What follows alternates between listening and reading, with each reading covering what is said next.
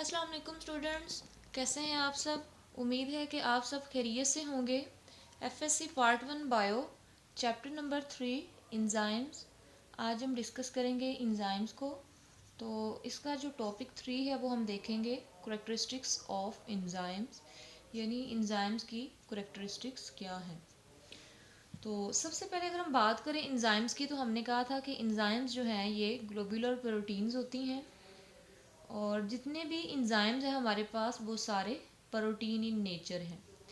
लेकिन अगर हम बात करें सारी प्रोटीन्स की, तो सारी प्रोटीन्स जो हैं वो इंजाइम्स नहीं होती। तो इंजाइम्स जो है इसको ग्लोबुलर प्रोटीन क्यों कहा जाता है, इसकी शेप की वजह से कहा जाता है, और ये 3 डायमेंशनल प्रोटीन होती है। तो इंजाइम्स जो है ये एज अ कैटालिस्ट के तौर पे यूज़ होते हैं, और इसके अलावा ये क्या करते हैं, रिएक्शन को स्पीड अप करते हैं और ख़ुद रिएक्शन में यूज़ नहीं होते। तो अगर हम बात करें एंजाइम्स की, तो एंजाइम्स जो हैं ये बहुत ज़्यादा सेंसिटिव होते हैं। अगर हम सेंसिटिविटी की बात करें तो हर एंजाइम जो है उसकी एक स्पेसिफिक पीएच होती है।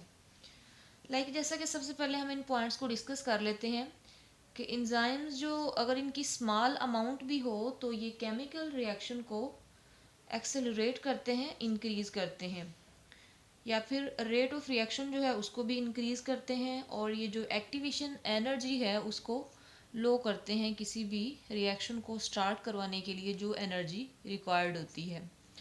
और इसके अलावा एंजाइम जो है ये स्पेसिफिक होते हैं सबस्ट्रेट्स के लिए, यानी हमने कहा कि जितने भी एंजाइम्स हैं वो ग्लोबुलर प्रोटीन्स हैं, और ये रेट ऑफ रिएक्शन को इंक्रीज़ करते हैं, एक्सेलरेट करते हैं, लेकिन खुद रिएक्शन में यूज़ नहीं होते।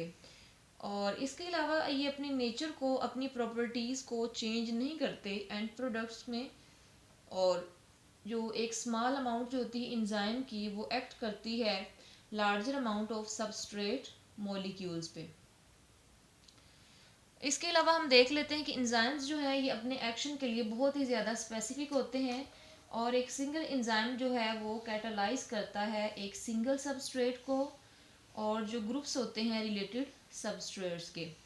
इसके बाद हम देख लेते हैं कि एंजाइम्स जो हैं ये बहुत ज़्यादा स्पेसिफिक होते हैं, बहुत ज़्यादा सेंसिटिव होते हैं अपने टेम्परेचर के लिहाज से और पीएच के लिहाज से। अगर हम पेप्सिन की बात करें तो पेप्सिन जो है ये बहुत ज़्यादा एसिडिक होती है, हाईली एसिडिक इन्वायरमेंट में होती है, और इसकी जो पीएच है वो 2 होती है।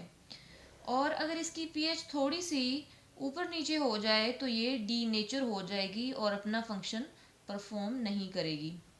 इसी तरह से अगर हम टेम्परेचर की बात करें तो जो इंजाइम्स हैं उनको अपना स्पेसिफिक फंक्शन परफॉर्म करने के लिए स्पेसिफिक टेम्परेचर की रिक्वायरमेंट्स जो हैं वो होती हैं, लेकिन अगर वो टेम्परेचर जो है वो डिक्रीज़ हो जाए या फिर इंक्रीज़ हो जाए तो वो इंजाइम्स या जो प्रोटीन्स हैं वो डी नेचर हो जाती हैं।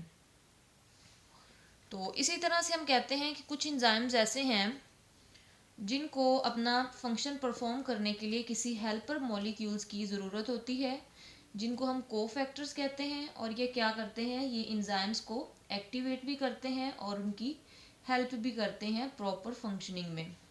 कुछ ऐसे इंजाइम्स होते हैं जो कि इनएक्टिव फॉर्म में बॉडी में रिलीज़ होते हैं, और अगर वो एक्टिव फॉर्म में रिलीज़ हो जाएं तो वो बॉडी को डैमेज भी कर सकते हैं।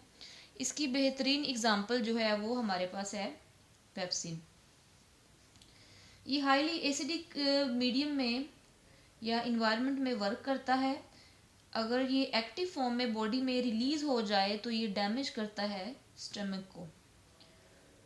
इसी वजह से क्या होता है कि ये इंजाइम्स जो है ये इनएक्टिव फॉर्म में रिलीज़ होते हैं। जैसे कि यहाँ पे अगर हम बात करें पेप्सिनोजिन की, तो पेप्सिनोजिन जो है ये एक इनएक्टिव फॉर्म है पेप्सिन की, और जब इसके साथ HCl एक्ट करता है तो ये कन्वर्ट होती है किसमें, पेप्सिन में। तो फिर क्या होता है कि HCl और पेप्सिन जो है ये मिल के फूड के अंदर जो प्रोटीन के पार्टिकल्स होते हैं उनकी डाइजेशन करते हैं।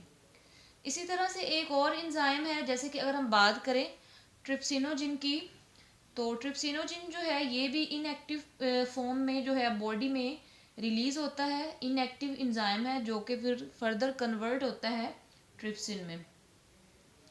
इसका काम भी प्रोटीन को डाइजेस्ट करना है, और ये दोनों जो हैं ये बॉडी में इनएक्टिव फॉर्म में रिलीज होते हैं, पेप्सिन और ट्रिप्सिन।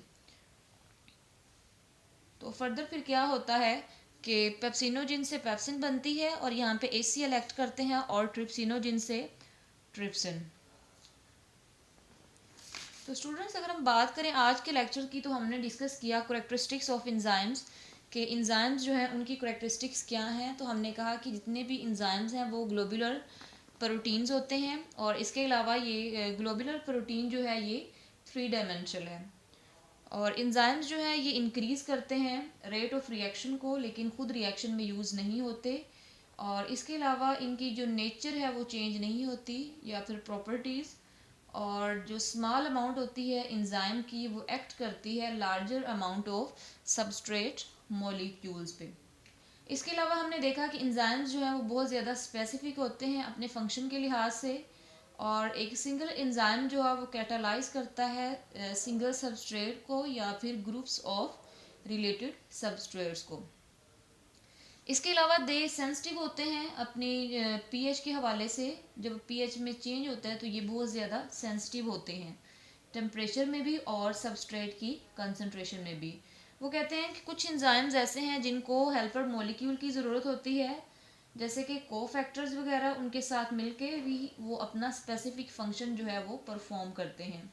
इसके अलावा हमने कहा कि ये एक्टिवेशन एनर्जी को लो करते हैं। तो एक्टिवेशन एनर्जी जो है वो मिनिमम अमाउंट होती है एनर्जी की, जो किसी भी रिएक्शन को परफॉर्म करवाने के लिए ज़रूरी होती है।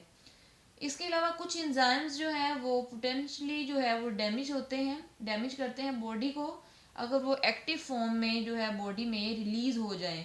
जैसे कि हमने पेप्सिन की बात की कि ये एक पावरफुल प्रोटीन है, डाइजेस्टिंग एंजाइम है, जो कि डिस्ट्रॉय करता है इंटरनल स्ट्रक्चर ऑफ सेल को। तो इसी वजह से जब ये प्रोड्यूस होता है तो ये इनएक्टिव फॉर्म में प्रोड्यूस होता है, जैसे कि पेप्सिनोजिन।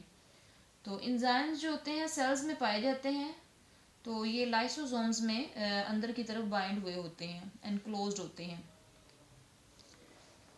ओके स्टूडेंट्स, अल्लाह हाफिज़।